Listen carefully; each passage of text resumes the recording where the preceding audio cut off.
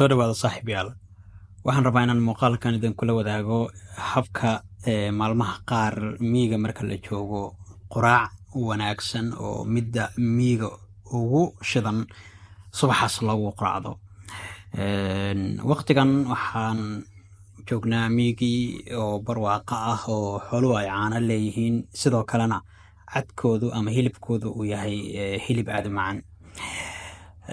saaka waxaan ku quraacanaynaa wan baraar ah oo caana nuug ah oo naloogu talagalay in aan quraacda saaka ka cunno. sidaad kusoo aragteen hordhaca muuqaalka, quraacda maanta waxay ka kooban tahay hilib iyo bur.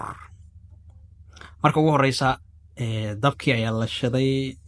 dabka marka la shido waa in uu qoryaha dabka lagu shida dhammaantood dhuxul isku bedelaan. markaas kadib ayaa burkii oo la diyaariyey lagu sameeyaa, oo sidii foornadii oo kale, waa foornada reer miyiga ayaa la dhihi karaa qoryahan lagu sameeyaa. burku deegaanada kala duwan ee Soomaalida waxaa looga yaqaana magacyo kala duwan. bur dhaabow ama bur ciid waa la yiraahdaa.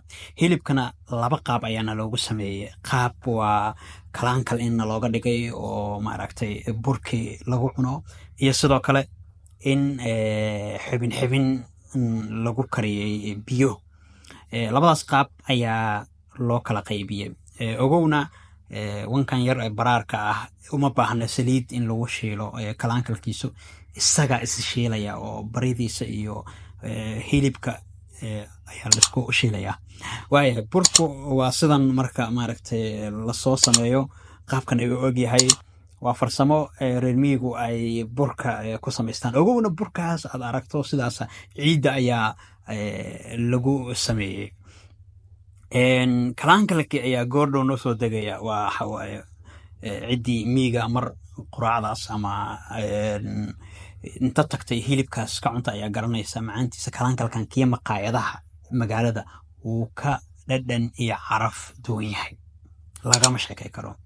kalaankalkii iyo burkii oo maaragtay hal meel ama hal saxan la iskula shubo.